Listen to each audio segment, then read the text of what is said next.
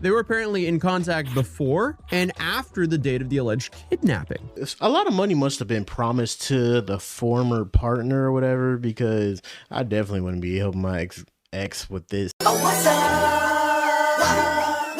Oh, what's up? Yo, what up? It's Majay back here with another video. Today we're about to be reacting to an Atazi video. The video is going to be on TikToker arrested for faking kidnapping. Yo.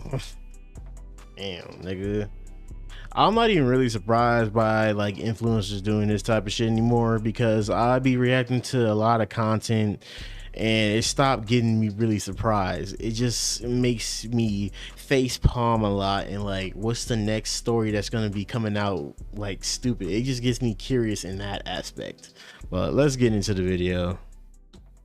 This influencer was arrested for faking her own kidnapping, allegedly because she wanted more followers. Are we serious now? Whoa, the internet okay. has this ability to always surprise me with how desperate some people are for some basic attention. This person essentially sat down and thought to herself, I need to be interesting enough for some attention. How am I going to do that? Well, I guess I could stage a kidnapping. Why? So meet Monique de Fraga, a 27-year-old content creator from Greater Recife area in Pernambuco, Brazil. I can already tell I'm probably going to butcher a whole lot of pronunciations of the Brazilian location. Whoa, in Brazil, I'm surprised she went to jail for that, because there's a lot of like shit that be going on in Brazil, bro.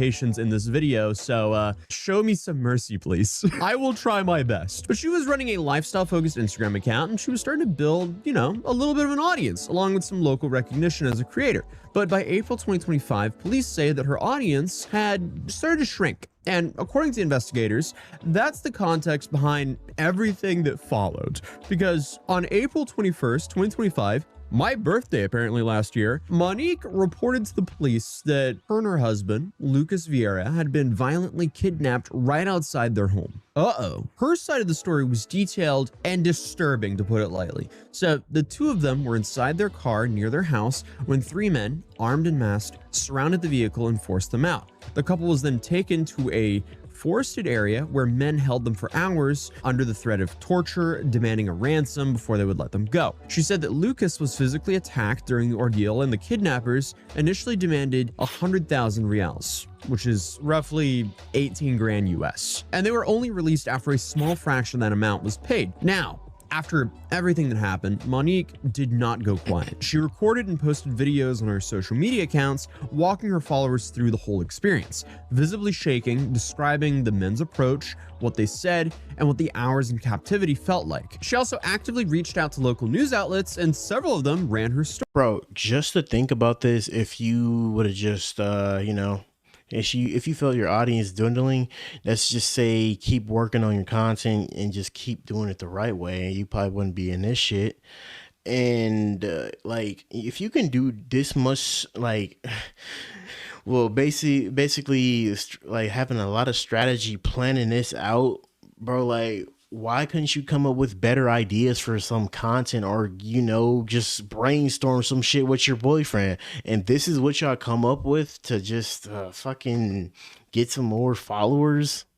The military police confirmed at the time a ransom had been paid and that the couple were released. An official report was formally filed, and the civil police of Pernambuco opened a criminal investigation. And from what I understand, the Brazilian police is kind of divided into three branches: the federal, civil, and the military. And the difference between the last two is that the military police are basically the ones who make the patrols and the arrest, while the civil police are the ones who investigate. And for a stretch of time, everything seemed like a genuine case. She was just a local influencer who had survived something terrible and was being open about it publicly. However, over the following months, as investigators from the GOE, a special operations unit for the civil police, dug deeper into the case, several things just didn't add up. There were contradictions in the testimonies, the dynamics of how the crime supposedly played out, and that raised some red flags. Then there was a specific relationship that investigators uncovered. One of the men who was alleged to have carried out the kidnapping had a prior relationship with Monique herself. And according to the GOE, the two hadn't just crossed paths once. No, They were apparently in contact before and after the date of the alleged kidnapping. And that allowed the police officers to piece together this alleged deception. I mean, that's pretty brazen to think you're gonna get away with something like this as you're keeping in contact with the person who did all of this before and after. Like, come on. Police also pointed to the prompts used to sell the story, including a stolen car. I wonder why the nigga, a lot of money must have been promised to the former partner or whatever, because I definitely wouldn't be helping my ex with this, or any type of ex with this, if I didn't have like some type of great relationship with her or something, especially knowing that they have a boyfriend or something. I mean, I guess he probably completely moved on with that shit, but like I said, if you thought of all this, why couldn't you just do everything the right way and just, you know, think of something else? But keeping in contact with like the person is just like outrageous shit. You didn't really think you were about to get away with this stuff. These are like investigators, bro. Like, this is why you just do not mess with detectives either. Like, people like to take the detectives and police department as a joke in like a lot of like countries or even cities out here, but like they will eventually, you know, investigate you out, and well, if the case is serious, and catch your ass, bro. I know this is not the 70s, this is not the 80s or 90s anymore, bro. This is like where they have a lot of sense now and a lot of cameras. With a clone VIN and the real firearms during the abduction. And the GEO deputy described these as deliberate choices meant to make the scheme look like a genuine crime, as she was going through a decline on social media. So now you have the investigators identifying at least 4 people who they believe played a role in carrying out the scheme alongside of Monique. And each of their situations ended up going in a very different direction, to put it lightly. So the first one is Denner da Silva. Denner da Silva is Monique's former partner and the man described as the leader of the operation. By the time the arrest warrant came through, Denner was already sitting in jail on a separate homicide charge. Hold up, okay. So he was formally charged in the kidnapping. Whoa. So you're going out your way to help your former partner, first of all, and then you already had a charge that's like a homicide one, really fucking serious. So then you put yourself in more jeopardy by like not laying low, and people are like the I think the human being is like almost the most stupidest like thing on the planet, bro. Oh my God, bro. There's a lot of stupid people out there, but this kind of takes the cake, bro. Like, why would you put yourself in more jeopardy trying to help an ex, especially you on a homicide charge? Case as well, while already behind bars. And the second man identified was Caio de Santana, who allegedly drove the car used. Oh wait, he was behind bars. How the fuck he do that behind bars?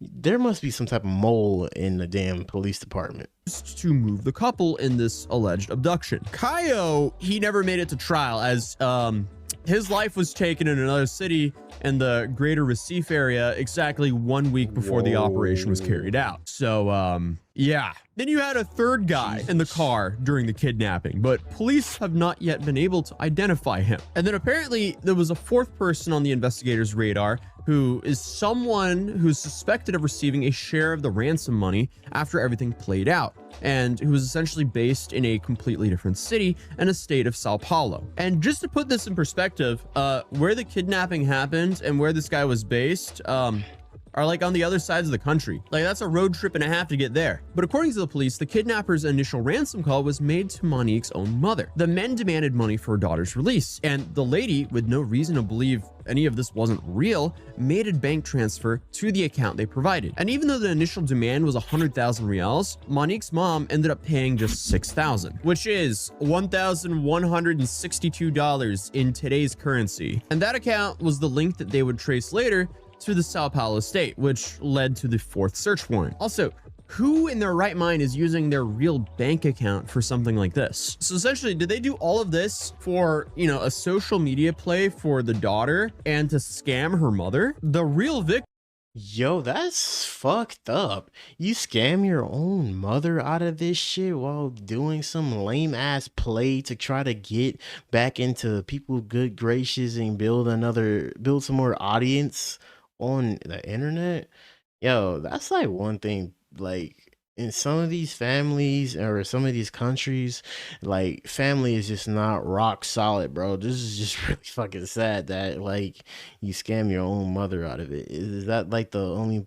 Because like, wow, it takes so much dedication and telling that your mother cares about you because she literally put that money on the line because she thought you were actually kidnapped. And like now that this shit comes out, she probably thinks feels betrayed and you're literally a bigger piece of shit. Victims in all of this was Monique's mother and Lucas, her husband. If this is true, what an awful person, scamming her mother and her husband for some attention on the internet. Are you serious? But again, that is if this is all true, because Monique's defense takes a little bit of a different approach. So she's arguing the money was a loan, not extortion, intended only to secure the ransom, and that it was repaid afterwards. And that's now, I guess, a part of this legal dispute. I don't know about you guys, but a forced loan would still be theft. But I guess the worst part is this isn't even something that got lost in translation. This is translated as accurately as possible. Because yes, I hired a Brazilian researcher to help me with this story because all of this is in Portuguese, so shout out Gustavo. But on the morning of March 24th, 2026, nearly 11 months after the kidnapping was reported, the civil police of Pernambuco launched what they called Operation Curtain of Lights. Come to think about it, I should have probably asked Gustavo how to pronounce most of these names here. We'll get him next time, Gustavo. But 30 officers took part in this operation and executing 2 arrest warrants with 2 search and seizure warrants across multiple locations: the greater Recife area, the capital of neighboring state, Pernambuco, and Sao Paulo. Monique was arrested in her home early that morning, and then she was brought to the GOE headquarters, then taken to the Legal Medicine Institute for forensic examination. And the charges on the table for her are now extortion, procedural fraud, and false crime reporting. But Monique's attorney, in an interview, called the case a legal aberration and framed it as a media-driven stunt rather than a legitimate investigation. So I guess his position is straightforward. The kidnapping happened and the client had nothing to do with planning it. In his words, she had no need for engagement or likes. She also had no reason to keep the 6,000 reals. It was essentially a kidnapping carried out by amateurs, and she was not involved in organizing it. He also pushed for Monique to be transferred to house arrest, arguing that she has young children, but Oh my god, good luck proving that, bro, because they seem like they got like a lot of fucking evidence on y'all, bro.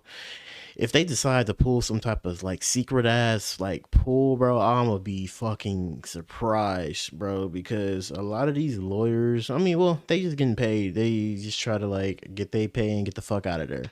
But if they can just prove that and catch them with some type of video or catch some type of, get somebody to rat, bro, I'm pretty sure you threaten them with a lot of time, bro, they're gonna rat it out, bro. Just convincing them, and well, do it the right way, because I guess some countries, if you try to get like a criminal to confess in a way, they can probably get immunity or some type of other shit going on. But as of the time of the video, a decision on that request is still pending, and Monique herself hasn't really made any public statements since her arrest. So I mean, if all of this is true, what a waste. 30 police officers, cross-state coordination, nearly a year of investigative work, and all of this was triggered, I guess if the police was right, by someone who simply wanted more followers on social media? Really? I'm still trying to connect the dots on how someone comes to this conclusion of doing something this brazen for some attention online. Like, did she really think she was gonna get away with this? I guess so. But wow, maybe the plan wasn't to go viral with a kidnapping video. Maybe it was like a 2-step play. Oh my gosh. Hey, low key, I think this really kind of takes the cake of like, people really be just going too far into, trying to get clout and shit, bro. I'm saying if you can just like plan out this whole thing and, do this much detail, if this is true, because it hasn't been really proven yet, and of course she's not gonna admit to this because it'll be the most stupidest ploy of her just admitting this shit. But like this is like this is like this is so stupid, bro.